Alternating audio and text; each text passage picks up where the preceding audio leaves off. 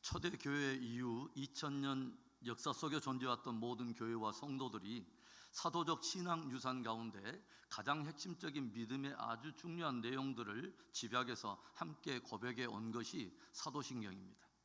성부, 성자, 성령 삼위 하나님에 대한 고백이 기초 뼈대를 이루면서 그 안에 기독 신앙의 가장 중심적인 내용들을 모으고 있는 이 사도신경은 세속화와 비진리의 물결이 교회를 위협할 때마다, 그리고 수많은 박해와 핍박으로 성도들이 위기에 처할 때마다 교회와 성도들에게 견고한 믿음의 기준을 제시함으로 인해서 모든 성도들로 하여금 그것을 붙들고 능히 그것을 이겨낼 수 있도록 하는 가장 강력한 동력이 되었습니다. 사도신경의 중심부는 성자 예수님에 대한 믿음의 내용들을 다루고 있는데, 그 고백 가운데서도 가장 핵심적인 주제라고 한다면 당연 예수 그리스도의 십자가와 부활의 복음입니다. 십자가와 부활은 기독교 신앙의 두 핵심적인 축과 같은 주제라고 우리가 말할 수 있겠죠. 우리가 예수를 믿는다고 하는 그 믿음의 핵심적인 것은 뭐냐면, 예수님께서 나의 죄를 위해 속죄 제물이 되어서 십자가에 돌아가심으로 인해서 나의 죄를 구원하셨다는 것, 속죄하여 우리를 자유케 하셨다고 하는 것에 대한 믿음과, 예수님께서 죽은 자 가운데서 사흘 만에 부활하심으로 저를 믿는 우리들에게도 예비된 영광의 부활이 있고 우리가 영원한 생명에 참여하게 된다고 하는 것에 대한 믿음인 것입니다. 아주 어려운 문제를 하나 낼게요. 이 문제를 지금까지 맞추신 분이 약 70억 정도 돼요. 이 세상에 존재하는 모든 사람들이 결코 피할 수 없는 것이 하나 있습니다. 노인도 아이도 부자도 가난한 자도 남자도 여자도 이렇게 빈부귀천 남녀노소 할 것 없이 모든 인생이 피해갈 수 없는 이것은 무엇일까요? 힌트 하나를 드리겠습니다. 올 때는 순서가 있게 왔어요. 그런데 갈 때는 순서가 불투명해서 모든 인생들이 항상 준비하고 기다리고 있어야 될 바로 이것, 무엇일까요? 놀렐루야. 굉장히 수준이 높아요. 맞습니다. 사망입니다. 이곳에 있는 저와 여러분을 포함해서 모든 인생들에게 정해져 있는 피해갈 수 없는 가장 확실한 운명이 뭐냐면 바로 죽는다는 것입니다. 올 때는 할아버지, 아버지, 형, 누나, 나, 동생 이렇게 순서 있게 왔지만 갈 때는 순서도 없습니다. 그런데 인생들 가운데 이렇게 피할 수 없는 운명이 되어버린 바로 그 죽음의 문제, 사망을 이겨내시고 부활하신 한 분이 계십니다. 바로 예수 그리스도이십니다. 예수님께서 십자가에 못 박혀 죽으시고 이제 사흘이 되던 날에 그 아침에 막달라 마리아를 비롯한 몇몇 여인들이 어떤 시신이 썩지 않기 위해서 모략과 향품을 가지고 예수님의 무덤 앞에 이르게 됐어요. 그런데 보니까 그 무덤 입구를 가로막고 있는 큰 돌이 옆으로 옮겨져 있는 거예요. 그래서 들어가 보니까 예수님께서 입으셨던 옷과 그 시신을 쌌던 세마포 옷만 남긴 채 시신이 사라지고 없는 것입니다. 그래서 크게 두려워하고 근심하고 있을 때에 빛나는 흰옷을 입은 천사들이 나타나서 외치는 놀라운 선포의 말이 있었습니다. 어찌하여 너희는 산 자를 죽은 자 가운데서 찾느냐? 너희가 찾는 예수는 여기 계시지 않고 살아 계셨느니라. 따라해 봅시다. 예수는 살아나셨느니라. 13권이나 되는 바울 서신 가운데 가장 긴 내용을 담고 있는 것이 바로 오늘 본문이 기록되어 있는 고린도전서 15장이에요. 무려 58절이나 되는 긴 지면을 할애하면서 이 바울이 증거하고 있는 주제가 바로 장사한 지 사흘 만에 죽은 자 가운데서 다시 살아나신 예수님의 부활을 다루고 있다고 하는 것입니다. 사도신경을 우리가 함께 배워가면서 저와 여러분 안에 십자가의 신앙과 더불어서 부활의 신앙이 더욱더 견고해지는 은혜가 있기를 주님의 이름으로 축원합니다. 그렇다면 사도 바울이 우리들에게 들려주는 부활에 관한 메시지가 무엇입니까? 장사된 지 사흘 만에 죽은 자 가운데서 다시 살아나시며 라고 하는 이 사도신경의 5번째 고백 안에 담겨있는 신앙의 의미가 무엇입니까? 첫째로 예수님의 부활은 역사 속에 일어난 실제적인 사건이라고 하는 것입니다. 예수님께서 역사 속에 실존했던 분이며 모든 역사가 그분을 통해서 지금까지 이루어왔고 또 그분 중심으로 진행되고 있다고 하는 것을 증거하는 가장 강력한 증거는 아이러니컬하게도 역사 그 자체입니다. 이 세상의 역사는 그 시간을 BC와 AD로 나누고 있어요. Before Christ, 예수님 이전의 역사와 아노 도미네, 즉 예수님 안에 있는 역사, 예수 그리스도의 이후의 역사 둘로 나누고 있어요. 모두가 똑같은 역사라면 굳이 둘로 나눌 이유가 무엇입니까? 그렇다면 역사는 왜 예수님을 중심으로 나누어 기록될 수밖에 없는 것일까요? 왜 예수님은 역사의 분기점이 되시며 모든 역사가 그분께 초점이 맞춰져 있는 것일까요? 첫사람 아담 이후에 범죄함으로 하나님의 진노와 심판 아래서 영원히 죽을 수밖에 없는 인류를 위해서 하나님의 아들이신 예수 그리스도가 십자가에 달리심으로 우리의 죄의 문제를 해결하셨다고 하는 거죠. 그래서 이는 이제는 저를 믿는 자마다 멸망치 않고 영생을 얻는 새로운 소망의 역사가 시작되었다고 하는 것입니다. 뿐만 아니라 그것에 대한 확증으로서 예수님께서 죽은 자 가운데서 다시 사흘 만에 부활하심으로 저를 믿는 모든 자들에게 하늘 소망, 영원한 소망, 썩지 않는 소망의 역사가 새롭게 펼쳐졌다고 하는 것입니다. 역사의 사건들이 예수님을 중심으로 기록되어 있다고 하는 바로 그것은 예수님의 십자가의 사건이 역사 속에 드러나는 하나의 실제였듯이 예수님의 부활 역시 역사 속에 드러난 실제의 사건이었다는 것을 말하는 것입니다. 그래서 예수님의 십자가와 부활은 모든 인생들의 분기점이 되고 모든 세대의 분기점에 서 있는 것입니다. 함께 1절과 2절의 말씀을 한번 보겠습니다. 형제들아, 내가 너희에게 전한 복음을 너희에게 알게 하노니 이는 너희가 받은 것이요 또 그 가운데 선 것이라. 너희가 만일 내가 전한 그 말을 굳게 지키고 헛되이 믿지 아니하였으면 그로 말미암아 구원을 받으리라. 사도 바울이 어떤 무엇인가 주제에 관한 복음을 고린도 성도들에게 전했다는 거예요. 그리고 저들은 그 복음을 받았으며 이제 조용히 보니까 사도 바울이 보니까 그 고린도 성도들이 자신이 전해줬던 그 복음 위에 굳게 서 있더라고 하는 거예요.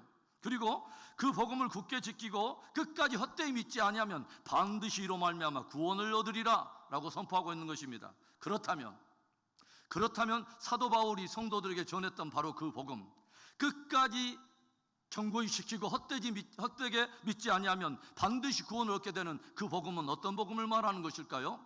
이어지는 3절과 4절의 말씀, 내가 받은 것을 먼저 너희에게 전하였노니 이는 성경대로 그리스도께서 우리 죄를 위하여 죽으시고 장사 지낸 바 되셨다가 성경대로 사흘 만에 다시 살아나사. 바울이 성도들에게 전했던 그 복음, 그래서 저들이 이제는 그 복음 위에 굳게 서 있는 바로 그 복음, 저들이 굳게 지키고 그것을 붙들고 있으면 헛되이 믿지 아니하면 반드시 구원을 얻게 되는 그 복음은 바로 어떤 복음입니까? 성경대로 그리스도께서 우리 죄를 위하여 죽으시고 장사 지난 바 되었다가 성경대로 사흘 만에 다시 살아나신 십자가와 부활에 대한 복음을 말하는 것입니다.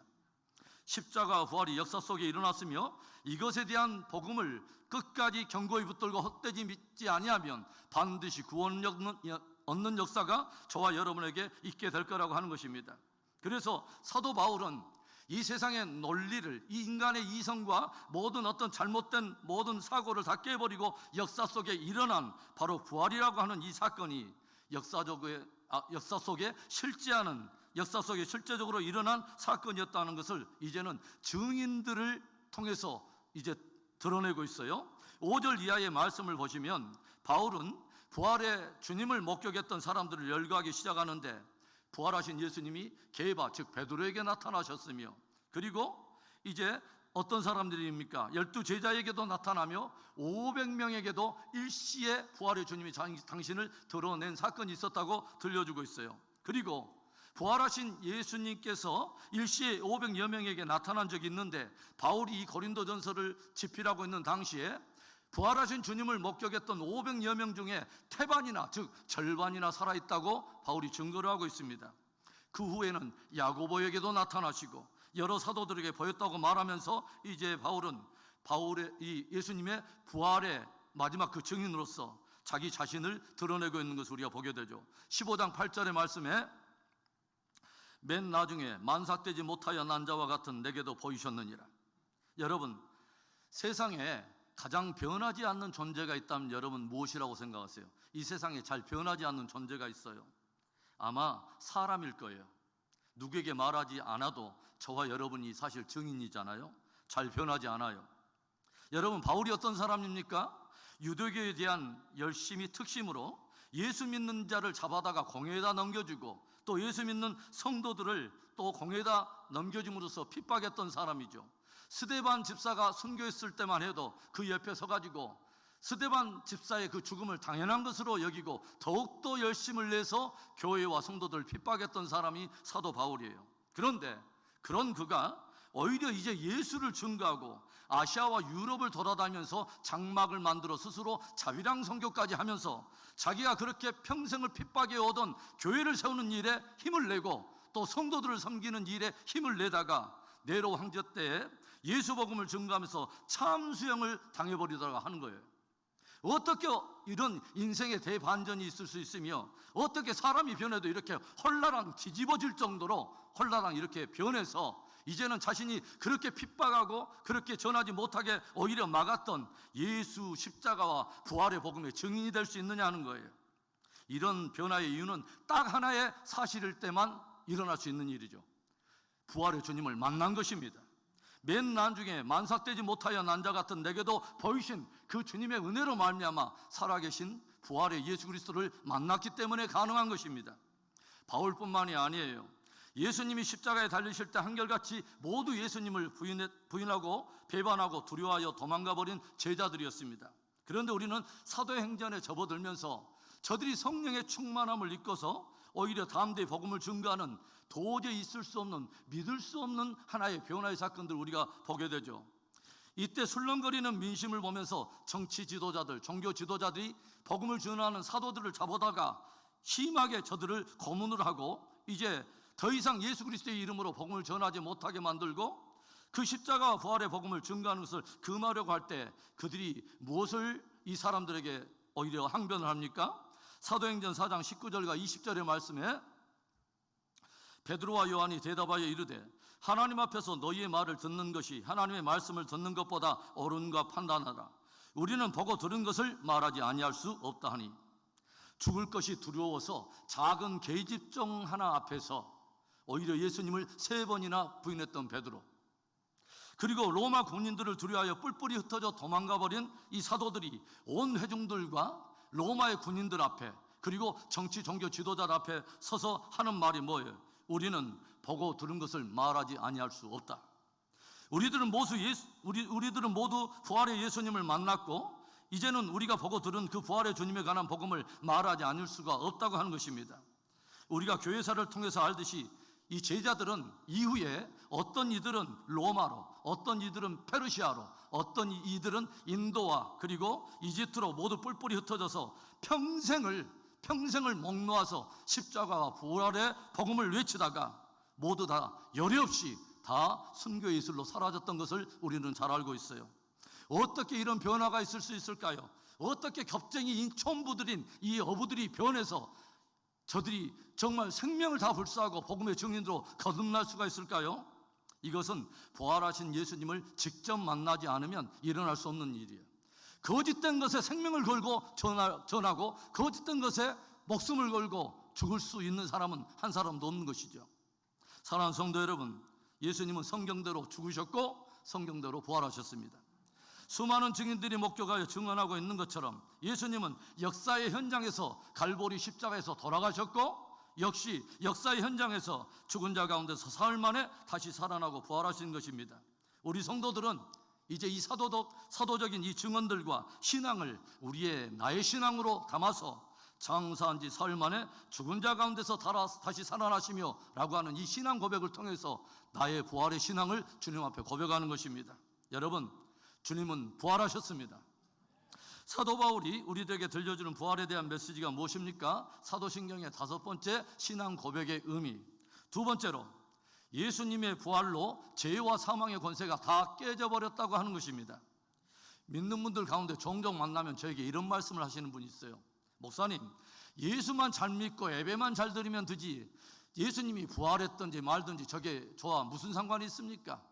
예수 믿고 축복만 받으면 되지 예수님이 부활의 이 사실 여부가 그렇게 우리에게 중요한 것입니까? 얼마나 황당하고 위험한 믿음인지 몰라요. 만일 부활이 없다면 예수님께서 부활하지 않으셨다면 저와 여러분에게 어떤 일이 있는 거죠? 우리의 모든 믿음이 사실은 다 헛것입니다. 이제 예수님이 부활이 없다면 빨리 우리 짐 싸고 그냥 집으로 돌아가면 돼요. 예배 드릴 필요 없어요. 부활이 없는데 세례를 베풀어요? 부활이 없는데 성찬의 의미가 무엇입니까? 무슨 함께 모여서 거짓 어떤 이상을 가지고 종교놀이 하는 것도 아니고, 또 예수님을 믿는 우리가 바라는 것이 다만 이 세상뿐이라면 우리가 가지고 있던 소망이란 도대체 무엇에 관한 소망이란 말입니까? 신기루를 쫓아가는 사람처럼 허망한 사람은 없어요. 상이 없는데 훈련을 하고 면류관이 없는데 어떤 훈련에 자기를 내던지면서 경주하는 선수처럼 허탄한 사람은 없는 거예요. 바울이 그렇게 고난을 당하고 강의 위험, 동족의 위험, 모든 생명을 불사하고 태장에 맞고 돌에 맞아가면서 복음에 헌신했던 이유가 무엇일까요? 사도 바울의 직접적인 해명을 들어보겠습니다. 빌립보서 3장 10절과 11절의 말씀에 내가 그리스도와 그 부활의 권능과 고난에 참여함을 알고자 하여 그의 죽으심을 본받아 어떻게 해서든지 죽은 자 가운데서 부활에 이르려 하노니, 내가 지금까지 그렇게 고난을 받아가면서 자지 못함과 또 추위와 또 헐벗음과 그 주림에 내가 나를 노출되어 그렇게 고난을 기꺼이 감당해 왔던 이유, 강의 위험과 동족의 위험과 그렇게 태장으로 맞고 40에 하나 감한 데를 5번이나 내가 그 매를 맞아가면서 복음 수고에 진력을 했던 그 이유, 어찌하든지 죽은 자 가운데서 내가 부활에 참여하려고 이 일을 내가 감당해 왔다고 하는 것입니다. 그런데 만일 이것이 없다면 복음을 위해 수고하는 나의 수고는 도대체 무슨 의미가 있는가라고 지금 바울이 항변을 하고 있다고 하는 거죠. 32절의 말씀, 내가 사람의 방법으로 에베소에서 맹수와 더불어 싸웠다면 내게 무슨 유익이 있으리요? 죽은 자가 다시 살아나지 못한다면 내일 죽을 터이니 먹고 마시자 하리라. 만일 부활이 없다면 무엇이 최고의 정의가 되는지 아세요? 쾌락주의예요. 부활이 없다는데 오늘 마음껏 진탕나게 놀고 내일 죽어버리자, 이 쾌락주의가 그때는 정의가 되는 거예요. 그것이 유일한 낙이 되고 생의 목적이 될 뿐이라는 거죠. 부활이 없다면 결정적으로 그것이 무엇을 의미하는지 아세요? 그 무엇보다도 예수의 부활이 없다면 여전히 저와 여러분은 죄 아래에 있는 거예요. 영원한 생명은 고사하고 아직도 우리는 영원한 저주와 심판 아래 놓여 있게 되어 있다고 하는 거죠. 예수님의 부활이 없다면 예수님께서 십자가에 달려 돌아가신 것이 저와 여러분을 위한 속죄의 죽음이었다고 하는 것을 증명할 재간이 없습니다. 또 그것을 확증했다 할지라도 예수 믿는 삶이 다만 이 생뿐이라면 그 대속의 죽음 또한 별 의미가 없다고 하는 거죠. 그대로 우리가 이 세상에서 죽는 것으로 모두 우리 인생이 끝이 난다면 대속의 죽음 또한 무슨 의미가 있겠냐 하는 것입니까? 여러분, 부활이 없는 십자가는 아무런 의미가 없는 거예요. 그러나 나는 부활의 주님을 만났기에 나도 부활에 그 참여하려고 나는 오늘도 힘을 다하여 믿음의 경주를 다하여 쫓아가노라 하는 것이 사도 바울의 고백이라고 하는 것입니다. 부활의 주님을 만났기 때문에 오늘도 그 복된 소식을 알지 못하고 내 인생 여정의 마지막에 예수 믿는 자들에게 어떤 영광이 있는 줄도 모르고 그것을 모르고 엉뚱한 길 가는 인생들을 위해서 복음을 전하며 기꺼이 고난당하는 것을 나는 기쁨으로 여긴다는 것입니다. 이렇게 부활이 없다면 그것이 무엇을 의미하는가를 설명해 왔던 이 바울은 이제 예수님의 부활이 실제이기 때문에 실제로 성취된 것이 우리에게 무엇인가를 또 증거하기 시작해요. 예수님의 부활이 실제라면 그것은 무엇을 의미하는가? 죄와 사망의 권세가 깨져버렸다고 하는 것입니다. 여러분, 성경은 죄의 싹은 사망이라고 하는 기이한 말을 들려줘요. 죄를 지었기 때문에 그 싹으로 사망이 우리 인생에게 찾아왔다는 거예요. 그래서 사람들이 나는 죄인이 아니야, 나는 그 정도로 죄를 짓지는 않았어, 또 저 사람은 법 없이도 살 사람이야 라고 많은 사람들이 나를 칭찬한다 해도 내 스스로가 죄인이라고 하는 것을 내 존재적으로 내가 내 존재 안에 그 증거를 가지고 있어요. 뭐예요? 죽는다는 것입니다. 바로 그래서 저와 여러분이 결국은 죽고 모든 인생들이 죽는다는 것을 무엇을 말하냐면 모든 인생들이 죄 가운데 역시 종노릇하고 있다고 하는 것을 스스로 증거하고 있다고 하는 거죠. 그런데 누군가가 사망에서 살아나고 죽은 가운데서 다시 살아나는데 그것도 잠시 살아났다가 다시 죽는 소생 말고 영원히 죽지 않는 생명으로 살아난다면 그 말은 무엇을 의미하느냐? 사망과 어둠의 권세가 깨져버렸다는 것을 의미한다는 것입니다. 그리고 그 사망과 어떤 그 죽음의 권세가 깨졌다고 하는 것은 무엇을 말하느냐? 사망과 죽음을 이 세상에 가져온 죄의 세력이 또한 깨졌다고 하는 것을 의미한다고 하는 것입니다. 더 이상 죄와 사망과 죽음의 종노릇 하지 않아도 되는, 더 이상 종노릇 하지 않는 새로운 생명이 하나님께로부터 우리에게 주어졌다고 하는 것이죠. 그것이 무엇입니까? 그리스도 예수를 믿는 자 안에서 시작된 하나님이 주신 영원한 생명을 말하는 것입니다. 그래서 사도 바울은 담대하게 이렇게 외치고 있어요. 55절부터 57절의 말씀에 사망아 너의 승리가 어디 있느냐? 사망아 내가 쏘는 것이 어디 있느냐? 사망이 쏘는 것은 죄요 죄의 권능은 율법이라. 우리 주 예수 그리스도로 말미암아 우리에게 승리를 주시는 하나님께 감사하노니 사망은 무엇을 표적으로 쫓아오느냐? 누구를 쏴서 죽게 하려는 것이냐? 바로 사망의 표적은 죄라고 하는 거죠. 그래서 사람이 죄를 짓게 되면 사망과 어둠의 권세가 바로 그 죄를 추적하여 그 죄인을 결국은 죽게 한다는 거 하는 것이죠. 그런데 더 이상 죽지 않는 영원한 생명으로 부활을 했다고 하는 것은 모든 인생을 묶고 있는 죄와 사망의 권세가 끝이 났다고 하는 것을 의미한다고 하는 것입니다. 죄의 문제가 해결됐다고 하는 그 확증이 바로 예수님의 부활인 것입니다. 그래서 주님께서 무엇을 말씀하십니까? 나는 부활이요 생명이니 나를 믿는 자는 죽어도 살겠고 살아서 나를 믿는 자는 영원토록 죽지 아니하리라. 사랑하는 성도 여러분, 예수님은 모든 우리 인생들의 죄를 담당하시고 십자가의 죽으심으로 죄의 문제를 해결하셨을 뿐만 아니라 장사한 지 사흘 만에 부활하심으로 이제 그 죄와 사망의 권세가 깨어져 버렸음을 확증하셨습니다. 예수님을 믿는 우리에게 죄와 사망의 권세가 깨어져 버렸음을 여러분은 믿습니까? 우리는 이 믿음을 사도신경에 담아서 장사한 지 사흘 만에 죽은 자 가운데서 다시 살아나시며라고 하는 부활에 대한 내 믿음을 고백하는 것입니다. 죄와 사망 권세를 깨고 이기신 부활하신 주님을 찬양합니다. 오늘 본문을 통해서 사도 바울이 우리에게 주는 메시지가 뭐예요? 마지막 세 번째, 예수님을 믿는 우리들에게도 반드시 부활이 있다고 하는 것입니다. 여러분 믿으십니까? 22절부터 24절의 말씀, 아담 안에서 모든 사람이 죽은 것 같이 그리스도 안에서 모든 사람이 삶을 얻으리라. 그러나 각각 자기 차례대로 되리니 먼저는 첫 열매인 그리스도요 다음에는 그가 강림하실 때에 그리스도에게 속한 자요 그 후에는 마지막이니 그가 모든 통치와 모든 권세와 능력을 멸하시고 나라를 아버지 하나님께 바칠 때라. 이제 바울은 그리스도 예수 안에서 믿는 자가 더 이상 멸망치 않고 영원한 생명을 얻게 된 바로 이 사실을 복음으로 전해주면서 이 부활이 어떤 순서를 따라 오게 될 것이며 어느 때에 우리에게 이 부활이 이루어질 것인가를 설명해 주고 있어요. 맨 먼저는 부활의 첫 열매는 예수 그리스도이십니다.